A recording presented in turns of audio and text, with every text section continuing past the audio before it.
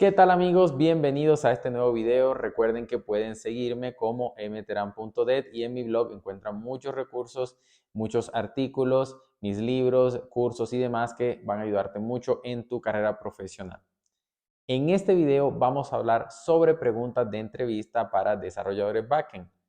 No importa si trabajas con C Sharp, con Java, con Node.js, con Python. Estas preguntas que vamos a tener en el video son genéricas y sirven para cualquier tecnología. Vamos entonces a empezar con la primera pregunta. Preguntas de entrevista para desarrolladores backend. No importa si trabajas con Java, Python, Node.js, Ruby, .NET. De todas formas, cualquiera de estas preguntas puede ser incluida en una entrevista. Antes de ir a la primera pregunta, quiero invitarte a que te suscribas al canal y compartas este video con otras personas. De esta manera, mi contenido llegará a más usuarios y apoyarás mi trabajo. ¿Qué es un ORM? ORM, las siglas significan Object Relational Mapping. Y podemos decir que un ORM es un modelo de programación que nos va a permitir convertir la estructura que tiene una base de datos, cualquier base de datos relacional, como por ejemplo PostgreSQL, como SQL Server, a una estructura de lógica de entidades con el fin de poder simplificar la forma en la que nosotros nos conectamos a la base de datos, teniendo un lenguaje mucho más amigable en nuestro código y de esta manera agilizar el desarrollo de nuestras aplicaciones.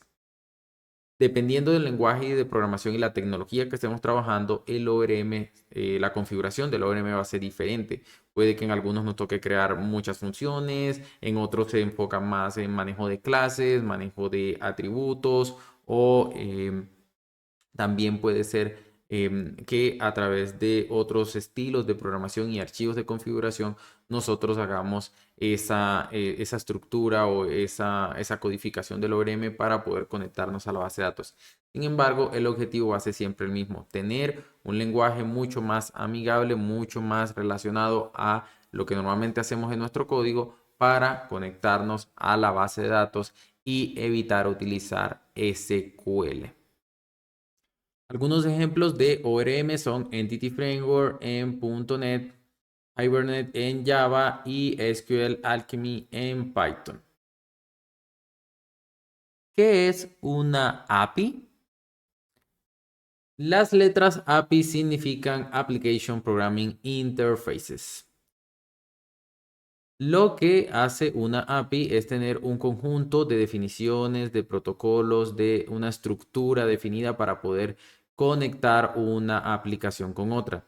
Es importante resaltar en este punto que una API puede ser cualquier cosa, no tiene que ser un servicio web realmente, aunque esto es lo que normalmente se hace, se construye y lo que más se busca en la industria a los programadores, pero también existen APIs para comunicar protocolos y dispositivos de hardware, por ejemplo, sin tener que ir directamente a la nube.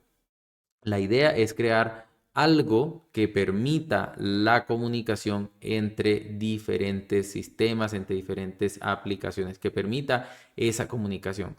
Cualquiera que sea el caso, ya sea entre aplicaciones de escritorio, por ejemplo, o aplicaciones web o aplicaciones mobile, la conclusión es la misma, estamos creando una API.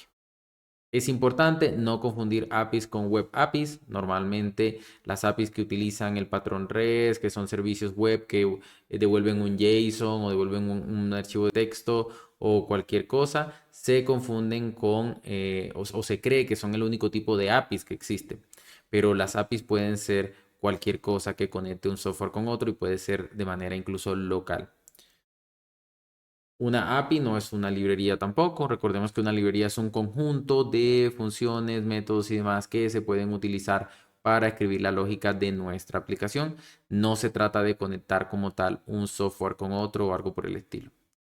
Tampoco son un framework. Un framework, como sabemos, es un conjunto de librerías que nos permiten dar una solución a un patrón en específico que debemos seguir o una estructura en específico que debemos seguir para construir nuestras aplicaciones.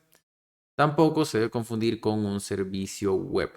Un servicio web, de hecho, está diseñado para poder proveer información, ni siquiera para que funcione como una API como tal. Realmente debemos tener muy claro esta parte y no confundir API con estos otros conceptos de programación. ¿Qué es el patrón REST? Lo primero que debemos resaltar es que REST significa Representational State Transfer. Y es un patrón que nos permite conectar diferentes sistemas, conectar, por ejemplo, frontend con backend, utilizando el protocolo HTTP. Este es uno de los protocolos más antiguos que hay desde que se creó Internet, así que es bastante útil y muy estándar. Ese protocolo que utiliza REST y el patrón en general nos permite devolver datos específicos dentro de nuestro servicio, el servicio que creemos con este patrón, como por ejemplo XML y JSON. Podemos devolver cualquier cosa realmente, siempre y cuando tenga algún estándar o algún tipo de dato en específico. Es muy importante resaltar que se confunde mucho que el patrón REST debe devolver siempre un JSON, pero no es correcto. El patrón REST puede devolver cualquier cosa. Es importante resaltar que el patrón REST se apoya de HTTP para absolutamente todo, así que debemos estudiar HTTP para poder entender cómo funciona este patrón. Por ejemplo, nosotros podemos utilizar los diferentes verbos que tiene HTTP para hacer un get, post, put, delete y de esta manera representar las acciones que estamos haciendo en el servidor. Para un get, para traer información, un post, para hacer inserción de datos o crear recursos en el servidor, un put para actualizar y el delete para eliminar. También el patrón REST se basa en HTTP para poder dar las respuestas a las acciones que se realizaron en el servidor. Por ejemplo, si se hace un post que es para una inserción de un registro y todo sale exitoso, debería devolver un OK, un código 200 confirmando que todo fue correcto. Pero si llega a haber un error no controlado, un error inesperado, entonces debería devolver un 500 internal error. Y si es el caso que de pronto hay algún problema con la forma en la que se están enviando los datos, entonces debería devolver un error 400, por ejemplo, como un bad request, en el que esté mencionando la razón de por qué no pudo hacer la ejecución correctamente. ¿A qué se refiere el concepto de serverless?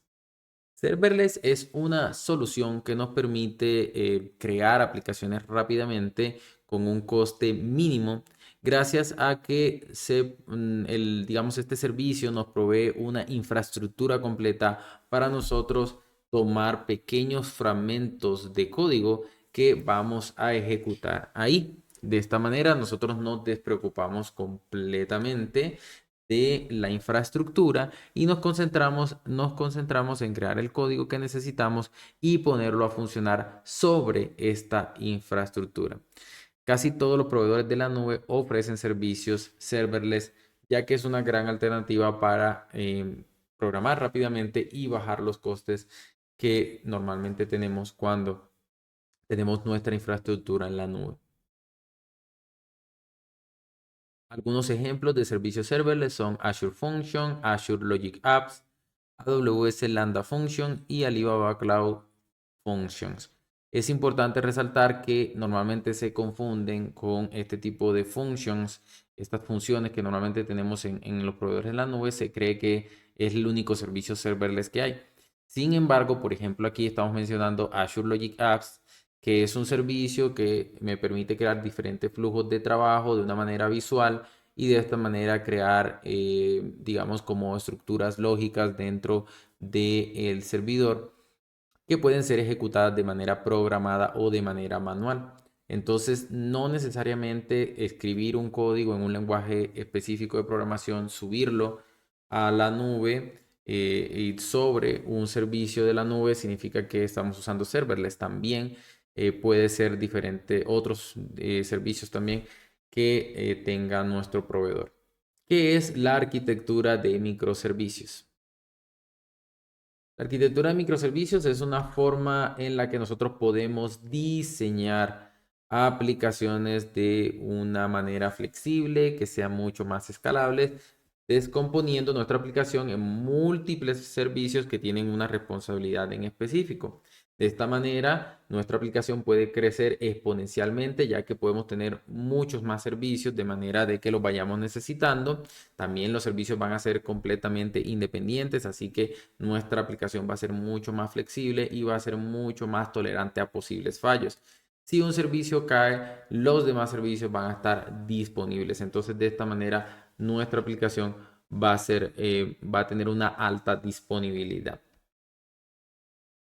Algunas reglas que podemos mencionar relacionadas a los microservicios y que es importante también mencionarlas en una posible entrevista de trabajo es que cada servicio debe ser independiente, cada servicio debe tener su propia base de datos. De esta manera estamos garantizando que si incluso la base de datos se cae, los servicios no van a ser afectados. Es decir, podemos tener unos servicios funcionando con su propia base de datos, mientras que si se cayó una base de datos, solamente se caería el servicio que dependa de esa base de datos. También podemos resaltar que los microservicios son agnósticos a la tecnología, así que al ser modular y tener los servicios independientes, podemos crear uno utilizando Python, otro utilizando Node.js, otro utilizando .NET y ellos se van a poder comunicar sin ningún problema. También es importante mencionar que en los microservicios se debe automatizar lo que más se pueda en cuanto a opciones de despliegue e integración, ya que obviamente entre más servicios tengamos, más compleja va a ser la interacción de todos estos servicios que estemos haciendo, de nuestra aplicación en general, y esto va a causar una carga enorme de tiempos al momento en que queramos publicar nuestra aplicación o que queramos agregar más funcionalidades. Así que la forma de solucionar esto es a través de la cultura DevOps y automatizando cada proceso que tengamos. ¿Qué es Swagger y qué estándar utiliza? Bien, Swagger es una herramienta que nos ayuda a documentar nuestras RESTful API, es decir, nuestras web API que utilicen el patrón REST. Su ventaja radica en que no solo nos permite consultar los endpoints y ver la documentación, sino que también tiene la opción de probarlos, de hacer diferentes peticiones y de esta manera pues nos facilita mucho esa parte de poder hacer pruebas y de poder explorar un poco cómo está construida la API. Swagger utiliza un estándar que se conoce como Open API. Es utilizada también por muchas otras librerías, sin embargo, Swagger es la librería más popular y existe una versión de Swagger para prácticamente casi todas las tecnologías y lenguajes de programación. ¿Para qué sirve utilizar CORS en una API REST? El significado de CORS es Cross Origin Resource Sharing. Y es un concepto muy importante que nosotros debemos aprender para que nuestras aplicaciones sean seguras. Lo que hace CORS es que nos permite validar el origen desde donde viene la petición que está intentando acceder a nuestra API, siempre y cuando venga de un diferente dominio. De esta manera, nosotros vamos a garantizar que solamente aquellos que nosotros queramos utilicen nuestra API y eso va a hacer que obviamente la API sea más segura. Lo que vamos a hacer es configurar los métodos que sean disponibles en la API, es decir, qué verbos se pueden utilizar, get, post, put, delete, los diferentes encabezados que se pueden utilizar y también el origen. El origen es la parte más importante, ya que aquí definimos quiénes son los que pueden o no utilizar la API. Podemos colocar la URL, los diferentes dominios y subdominios, y de esta manera vamos a hacer que nuestra API sea segura. ¿Qué es JWT o JWT? Estas letras significan JSON Web Token y es un token que utiliza el estándar RFC 7519. Este estándar nos permite hacer un intercambio seguro entre diferentes componentes o aplicaciones. Generalmente se utiliza entre la comunicación de un frontend con un backend o cuando nosotros tenemos arquitecturas de múltiples servicios o múltiples apps, también se utiliza mucho para poder hacer la comunicación entre estas apps. En muchos tipos de métodos de autenticación se utiliza como estándar JSON Web Token. Es importante resaltar que este token ya contiene toda la información de la sesión o de la entidad y esto significa que nosotros no tenemos que consultar la base de datos. JSON Web Token es un método de comunicación seguro y de autenticación que no requiere tener una sesión activa en la base de datos, sino que el token de por sí tiene todas las características que nosotros necesitamos saber para verificar si efectivamente está autenticado, si es una sesión válida o no. Algunas características importantes para resaltar es que siempre debemos colocar una fecha de expiración para el token y esto se incluye dentro del token en sí, entonces nosotros podemos saber si es un token válido o no dependiendo de esa fecha. Se puede agregar también la audiencia que nos permite especificar quién puede utilizar ese token, no importa quién lo produjo o quién lo generó, pero con la audiencia especificamos quién puede utilizarlo, quién puede consumirlo. Y también podemos resaltar que es utilizado, JSON Web Token es utilizado por muchos métodos de autenticación modernos como Azure Active Directory, que tiene Azure y lo que hace es que genera una capa extra mucho más compleja para realizar la autenticación. Sin embargo, la parte base, el token base que se genera es un token tipo JSON Web Token. ¿Qué es Git Flow y cómo lo utilizas en tus proyectos? Bueno, Git Flow es un modelo como una manera de trabajar con Git en el que nosotros vamos a estar creando branches, ramas por cada uno de los features o historias de usuario que vamos a estar trabajando. También vamos a crear ramas por bugs o por arreglos rápidos que necesitemos y en estas ramas es donde vamos a hacer la implementación de ese código que necesitamos. Luego de que nosotros hagamos esa implementación, vamos a pasar por un flujo que va a comenzar en desarrollo, luego va a pasar al branch release, que es un branch intermedio entre desarrollo y producción, y luego cuando todo esté validado y confirmado, porque normalmente en release se hacen las pruebas, se mueve ese código a main. Entonces, ese proceso y ese flujo, desde que levantamos el branch, hacemos la implementación hasta que llegamos a producción, se le conoce como Git Flow. ¿Cuál es la diferencia entre una función y un procedimiento almacenado en SQL? Esta es una pregunta bastante común y recordemos que SQL también hace parte de los diferentes skills que normalmente se piden para un desarrollador backend. En el caso de los procedimientos almacenados podemos resaltar que es un conjunto de comandos que se encuentran dentro de la base de datos con un nombre. Hasta este punto las funciones son iguales porque las funciones también son un conjunto de comandos de diferentes queries, cálculos y demás que nosotros vamos a guardar en la base de datos. Pero las funciones tienen algo particular y es que las funciones siempre deben retornar un valor escalar. Siempre deben retornar ese valor y ahí es donde radica la principal diferencia con los procedimientos almacenados. Normalmente las funciones se utilizan para realizar cálculos puntuales cuando nosotros necesitamos pasar una serie de datos y yo quiero que él me devuelva, por ejemplo, un promedio, que me devuelva el número de registros que cumplen con una condición en específico. Mientras que los procedimientos almacenados se utilizan para realizar tareas más complejas y también para ejecutar sentencias de ML donde nosotros vamos a alterar la base de datos de alguna manera. Es decir, los procedimientos almacenados pueden leer, calcular y adicional modificar los datos de la base de datos haciendo un update, un insert o un delete.